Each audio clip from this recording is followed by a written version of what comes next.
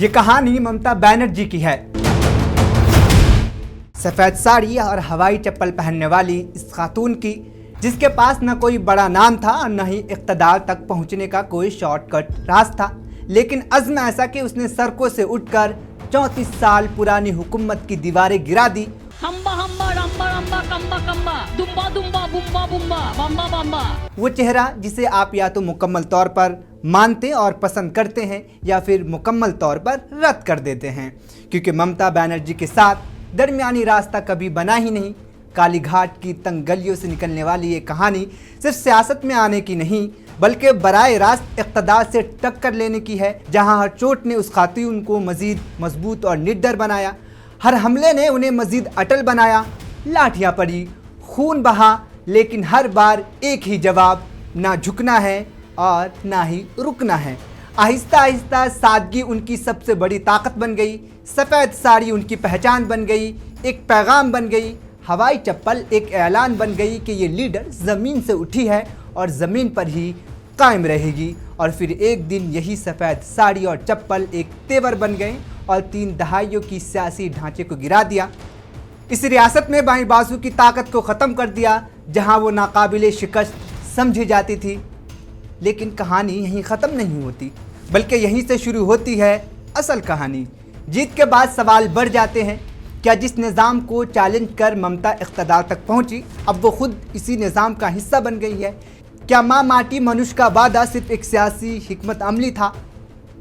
कालीघाट से उठी ये कहानी अब बंगाल से निकलकर मुल्क की सियासत के केंद्र में है, जहां ये खातून सीधा नरेंद्र मोदी और अमित शाह जैसे ताकतवर लीडरों को खुला चैलेंज दे रही है, बगैर अपनी आवाज़ बदले और बगैर एक कदम पीछे हटे। मोदी बाबू তোমার বিরুদ্ধেই ভোটটা, তার কারণ তোমরা এসআইআর এর নামে মানুষের ওপরে যে অত্যাচার করেছো, এসব ধাপ্পা দেবে না। ধাপ্পার ফুলঝুরি কদিন চলবে? বাংলাকে বদনাম করার আগে যাও মণিপুর জ্বলছে, মণিপুরকে সামলাও।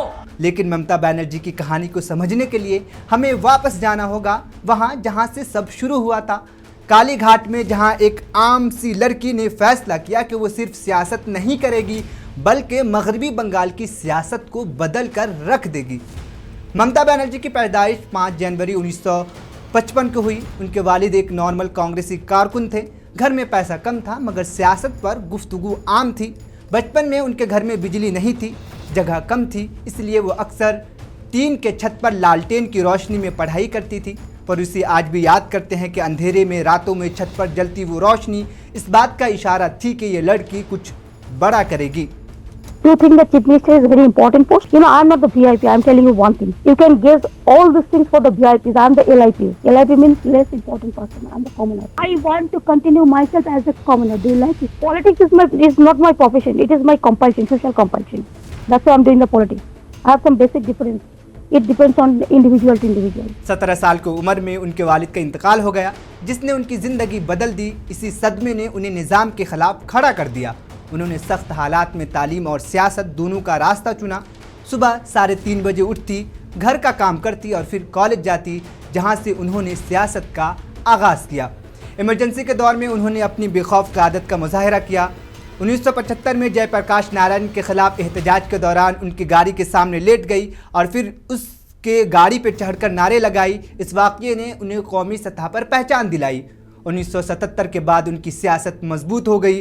1984 में उन्होंने सीपीएम के बड़े लीडर सोमनाथ चैटर्जी को हराकर सबको हैरान कर दिया। वो उस वक्त मुल्क की सबसे कम उम्र रुकन पार्लियामेंट बनी।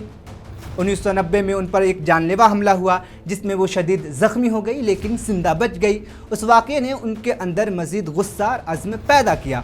1997 में उन्होंने कांग्रेस से अलग होकर 1998 में तृणमूल कांग्रेस पार्टी कायम की। उसका मतलब था घास की जड़ें, यानी आम लोगों की सियासत। उन्होंने एनडीए की हिमायत की और अटल बिहारी वाजपेयी की हुकूमत में रेलवे वजीर बनी।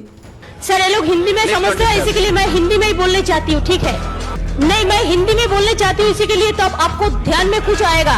मैं जो बोलने चाहती हूँ सर, ऑर्डर प्लीज।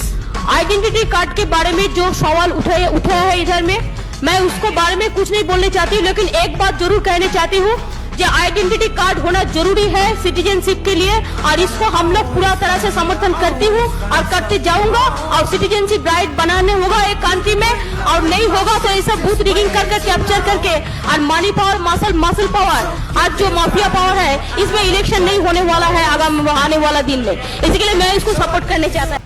सिंगूर और नंदीग्राम तहरीकों ने उन्हें बंगाल में एक ताकतवर लीडर बना दिया। किसानों के हक में उनकी लड़ाई ने आवाम का दिल जीत लिया और फिर 2011 में उन्होंने 34 साल पुरानी बाएं बाजू की हुकूमत का खात्मा कर वजीर आला का ओहदा संभाला। ताहम इक़्तिदार के साथ तनाज़ात भी आए। उनके दौर में कुछ फलाही स्कीमें कामयाब रही, मगर टीचर भर्ती घोटाले जैसे इल्ज़ामात ने उनके छवि को नुकसान भी पहुँचाया। आज ममता बनर्जी एक ऐसी लीडर है जिन्हें आप या तो पूरी तरह पसंद करते हैं या नापसंद करते हैं, लेकिन नज़रअंदाज नहीं कर सकते। 2026 के इंतखाबात उनकी सियासी करियर का बड़ा इम्तहान है। एक तरफ बीजेपी है तो दूसरी तरफ ममता अपनी फलाही पॉलिसी और बंगाली शनाख्त के साथ मैदान में उतरी है। आखिर में ममता बनर्जी की कहानी हमें ये सिखाती है कि सियासत में कोई भी इक़्तिदार हमेशा के लिए महफूज नहीं होता।